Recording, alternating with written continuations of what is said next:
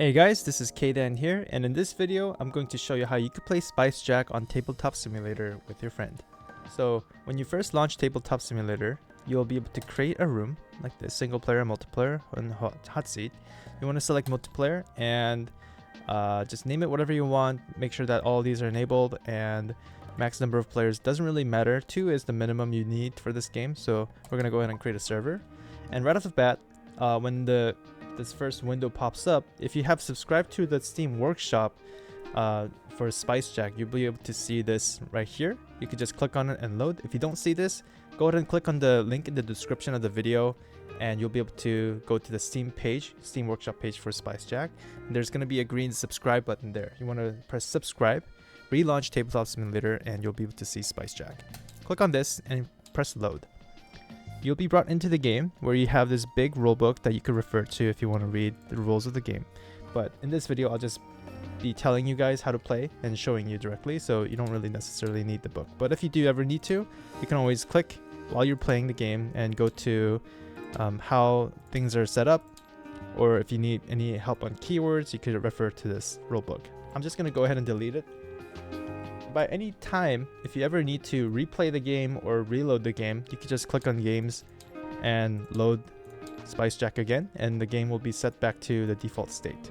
So feel free to do that. I'm just going to go ahead and delete this. Also, a little disclaimer, this red button right here, I'm still working on this. It doesn't do anything right now. It just says starting a new game. But basically what this will do is it will reset the game for you each time you hit it, so that you don't have to manually load the game like this. Okay, with that out of the way, first thing you're going to want to do is join a team. You're going to want to change color and join red or blue, and make sure that your opponent joins the other color. Next thing you're going to want to do is shuffle each of the decks by hovering over it and pressing R. You could also right click and press shuffle, but R is just easier to do it. Make sure to shuffle that and make sure that you are in a color. Then what you want to do as part of the setup phase is draw 3 chilies. You press 3 on a deck while you're hovering over it, and you'll draw that many cards into your hand. Your opponent will want to do the same, so they draw 3 cards. And last but not least, you put 1 random chili into each player's heart zone like this. You'll notice on each of the zones right here, where it's signified as heart and a diamond, those are like the hearts and diamond slots for the chilies. Whenever any ability refers to heart chili or diamond chili, that's what it means. Also on the bottom, you can see a little infograph to show you whenever things should be happening. So you'll see, okay, when we place this thing, we should have drawn 3 chilies. So we did that right now. And then you'll see, oh, at the start of this turn, you draw 1 chili. At the start of this turn, you draw 1 chili. At the end of this turn, you reveal the SpiceJack. Okay, so first thing we want to do is reveal the 2 chilies like this, so that we can compare the heat and see who gets to reveal a second chili like this. First of all, whenever chilies are tied in heat like this, you're going to want to discard them both and replace them with new chilies like this until the 2 chilies have separate, different base heat. Whoever has a higher number, in this case, my ghost pepper has 6 heat, whereas Gochu has 5. By the way, you could hover over any card to, and then hold Alt on your keyboard to read it easily, so that you don't have to manually move your camera and zoom in. Not like that. Just hold over the card with Alt, and you'll be able to read any card easily like this. And then, so my ghost pepper's ability would trigger first. It actually says returns to your hand if this is your heart chili, and it unfortunately happens to be the heart chili. Never lucky. So this is going to just come back to my hand. And then now we're going to look at his Gochu and use its ability.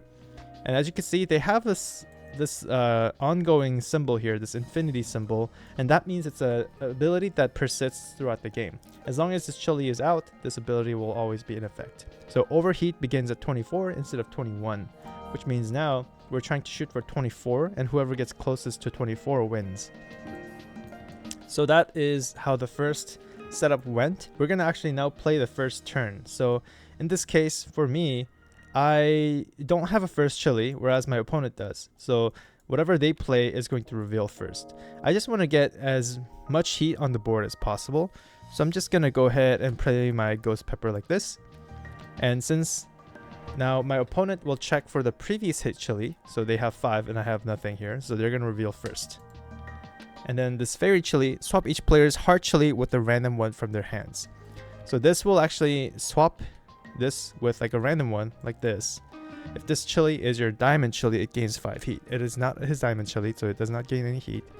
And then I will swap nothing because I don't have a chili up here. But now that his fairy chili's ability has finished activating, I'm gonna reveal my chili and use its ability, which is just persistent effect. So they're at 6, I'm at 6. Now we're gonna play our second turn. Going on to the second turn, we want to draw a chili. So each player is going to draw a chili, and maybe this chili will hopefully help me win. And maybe it can. Look at this. This is a ruby chili with 3 heat. Inspect 2 chilies and gain 1 of their heat. Inspect is an old keyword that I need to change to check, but basically it means we're going to look at that many chilies from the chili deck and then do something afterwards. So I want to play the ruby chili and hopefully try to find something big here, and the opponent is going to play a random chili. Now what happens is we're going to compare the previous chili played and see who is going to go first. So again, my chili this time is actually higher heat than his fairy chili, so I'm going to reveal my ability first. We're going to inspect 2 chilies and reveal this to the opponent as well and gain 1 of their heat. Since we're trying to get to 24, well actually we're not trying to go to 24 anymore because his Gochu is not in the board anymore. But we're going to try to gain as much heat as possible because we lost our first chili. I'm going to choose this chief chili here and gain 4 heat. So I'm going to discard these 2 now that I'm done using them. And we're going to use these tokens right here to grant myself heat.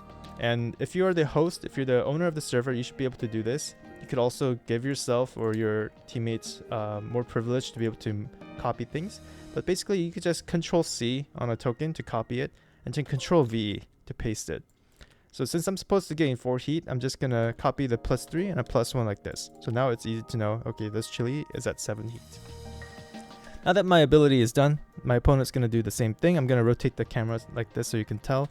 They're going to do cultist chili. Remove each player's highest heat chili in play. So my ruby chili, unfortunately, that I got to 7 heat is going to have to actually get removed. So we're going to get rid of these tokens and we're going to discard it. And then for my opponent, they actually have 2 chilies that are the same highest heat. And in this case, whoever used the ability gets to choose who the target is in case of a tie like this. So in this case, they're just going to get rid of the fairy chili because, you know, cultist chili is way cooler. So we're still both at 6 heat and we're trying to get to 21. So what I'm thinking about doing, and by the way, next turn we'll draw another chili so we have more options. But at this end of second turn, right? End of second turn, we're going to reveal the SpiceJack. So this game SpiceJack will say draw a chili but reveal it to the opponent. SpiceJack, what it does is at the final turn, it's going to give us some information about what the opponent might play so that we can make plays off of that. So, like what the SpiceJack says, we're going to draw a chili. We drew the chameleon chili, which copies the ability of the opponent's chili played this turn. And the opponent is going to draw this chili. It's a cyborg chili. Inspect 2 chilies, gain the heat of 1 of the chilies, then copy the ability of the other. That's a very powerful chili. So we're going to reveal the cards that we just drew to each other. And we would know, oh, the opponent can play that on the final turn. Okay. And now we move on to the final turn in which we draw 1 more chili. We drew the Chen chili, which gives the opponent's heart chili +3 heat. I don't think I want to do that. Opponent draws a random chili that I can't see. Since the chameleon chili is pretty powerful and also has a high stat, I'm going to try to play this onto my diamond heat right here. And then the opponent is going to play whatever they just drew. I don't know what it is, but it's going to be cool. Now, we're going to look at the previous played chili. Look, I don't have a chili here, so my heat's at 0, and the opponent has 4. So they're going to reveal first. If this chili's heat is 0, if this is your diamond chili. So the opponent makes a very bad play, and this chili is actually at 0 heat right now. So we're going to do -6 here. And I'm going to play chameleon chili, which unfortunately copies that chili's ability, causing it to also become 0 heat. Okay, so this is actually really interesting because after doing all the math, we're still both tied at 6 heat. So what happens usually in a scenario like this? Well, usually, let's say if the opponent was winning, then we'll just be able to determine that the opponent is the winner because they've gotten to closer to 21 than I did. In a case where we are both tied like this, we simply discard the last chili like this together. We would draw one more chili and have another round. So this time, okay, I'm gonna try to play something that hopefully will help me win against the opponent. Maybe I could play Agent C. I don't know if this is a good play because Agent C removes the highest heat chili. The owner of that chili must play a new chili in its place. The highest heat chili right now is Ghost Pepper, which potentially could be my own chili. But we'll just see what happens. Maybe the opponent will play something higher. So they will play this. And your Diamond Chili triggers its ability twice. So this doesn't really do much. And it's a persistent ability. And all he did was just add 3 heat to his total heat. I'm going to play Agent C, which removes the highest heat chili. So that's the Ghost Pepper. And then I have to play a new chili in its place. So I'm just going to play... Let's go ahead and play the Chili Jesus, which makes it so that if I overheat, I can't lose anymore. So after the dust settles, the opponent is at 9 heat and I'm at 8 heat. So the opponent will actually win in this case. And that's the game. That's a very quick run through about how to play SpiceJack and what to do when there's a tie. A quick real thing about how to calculate or like determine who is a winner. In a case like this where one person just straight up has more heat than the other person and you're both under 21, then that person is going to win. In some rare cases where we might actually have a lot of chilies and this is 19 and the opponent, let's say that the opponent has 22 and they went over the overheat threshold, then the person who is under 21 will always win.